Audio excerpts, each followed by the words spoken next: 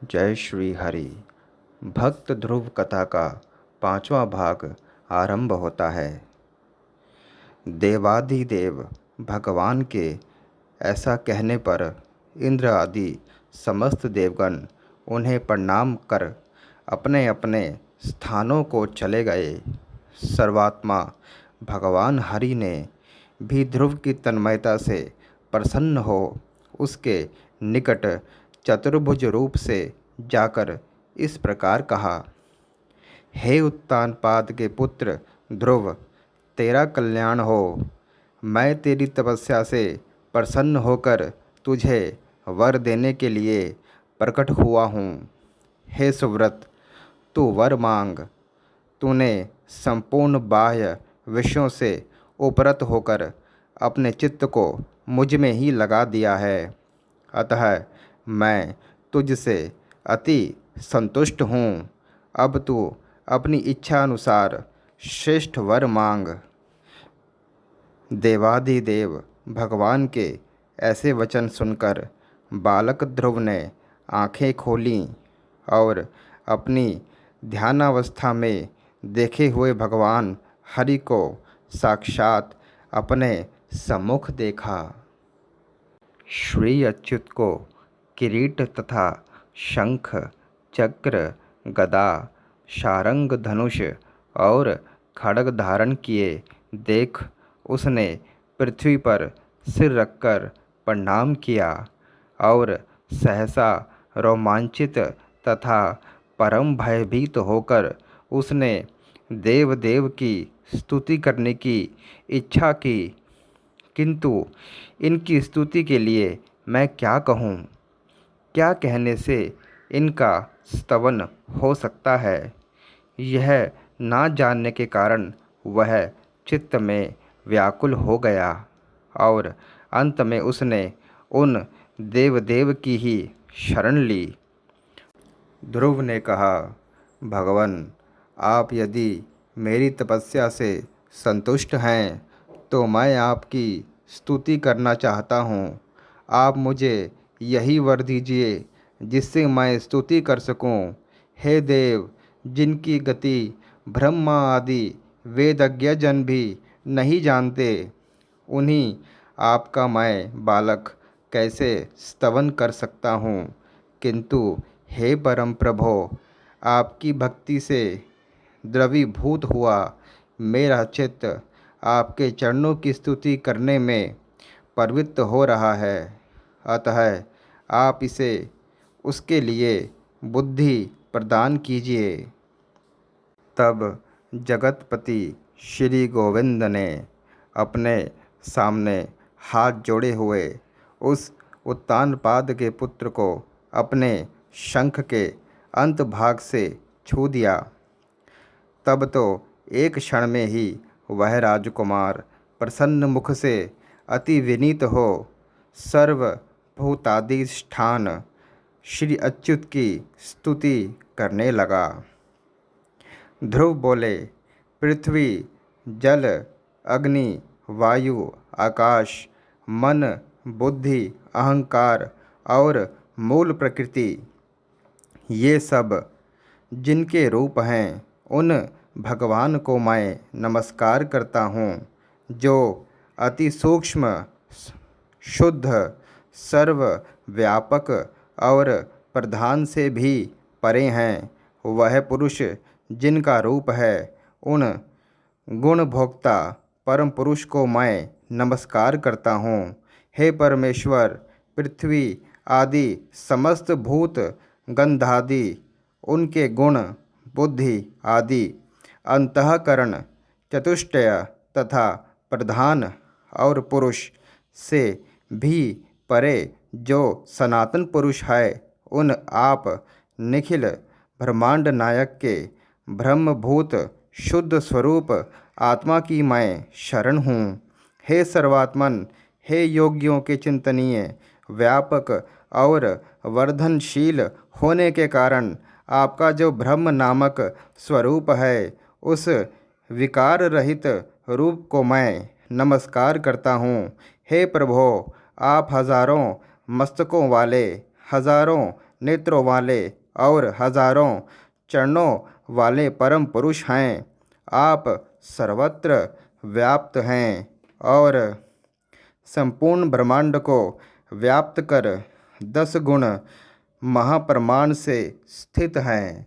हे पुरुषोत्तम, भूत और भविष्यत जो कुछ पदार्थ हैं वे सब आप ही हैं तथा विराट, स्वराट, सम्राट और अधिपुरुष आदि भी सब आप ही से उत्पन्न हुए हैं। वे ही आप इस पृथ्वी के नीचे, ऊपर और इधर उधर सब और बड़े हुए हैं। यह संपूर्ण जगत आप ही से उत्पन्न हुआ है तथा आप ही से भूत और भविष्यत हुए हैं। यह संपूर्ण जगत आपके स्वरूप भूत ब्रह्मांड के अंतर्गत है।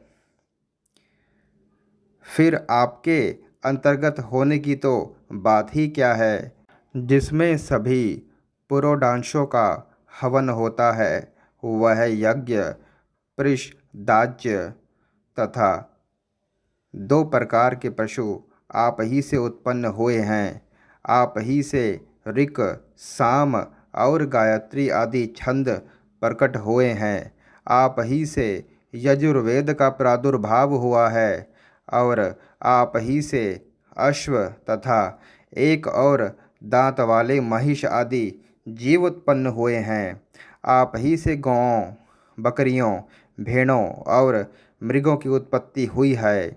आप ही के मुख से ब्राह्मण, बाहुओं से क्षत्रिय, जंघाओं से वैश्य और चरणों से शूद्र प्रकट हुए हैं तथा आप ही के नेत्रों से सूर्य, प्राण से वायु, मन से चंद्रमा, भीतरी छिद्र से प्राण, मुख से अग्नि, नाभि से आकाश, सिर से स्वर्ग, श्रोत्र से दिशाएं और चरणों से पृथ्वी आदि उत्पन्न हुए हैं।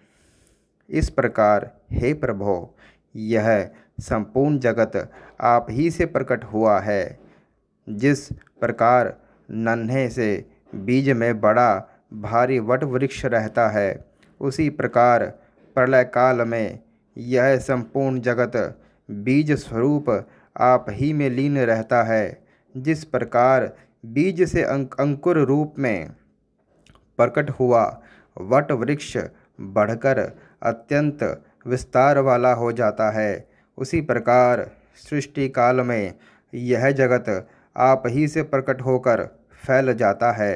हे ईश्वर, जिस प्रकार केले का पौधा छिलके और पत्तों से अलग दिखाई नहीं देता, उसी प्रकार जगत से आप पृथक नहीं हैं, वह आप ही में स्थित देखा जाता है। सबके आधारभूत आप में हलादिनी और संधिनी संवित अभिन्न रूप से रहती हैं। आप में हलाद या ताप देने वाली अथवा उभय मिश्रा कोई भी संवित नहीं है, क्योंकि आप निर्गुण हैं। आप पृथक रूप और एक रूप हैं। आप ही भूत सूक्ष्म हैं और आप ही नाना जीव रूप हैं। हे भूतांतरात्मन, ऐसे आपको मैं नमस्कार करता हूँ। अंतःकरण में आप ही महतत्व प्रधान पुरुष, विराट, सम्राट और स्वराट आदि रूपों से भावना किए जाते हैं और पुरुषों में आप नित्य अक्षय हैं। आकाश आदि सर्वभूतों में सार अर्थात उनके गुण रूप आप ही हैं। समस्त रूपों को धारण करने वाले होने से सब कुछ आप ही हैं। सब कुछ आप ही से हुआ है, अतएव सबके द्वारा आप ही हो रहे हैं। इसलिए आप सर्वात्मा को नमस्कार है। हे सर्वेश्वर, आप सर्वात्मक हैं क्योंकि संपूर्ण भूतों में व्याप्त हैं। अतः मैं आपसे क्या कहूँ, आप स्वयं ही सब हृदय स्थित बातों को जानते हैं। हे सर्वात्मन, हे सर्वभूतेश्वर, हे सब भूतों के आदि स्थान, आप सर्वभूत रूप से सभी प्राणियों के मनोरथों को जानते हैं। हे नाथ, मेरा जो कुछ मनोरथ था वह तो आपने सफल कर दिया, और हे जगतपते, मेरी तपस्या भी सफल हो गई, क्योंकि मुझे आपका साक्षात दर्शन प्राप्त हुआ। भक्त ध्रुव कथा का 5वां भाग यहीं समाप्त होता है। जय श्री हरि।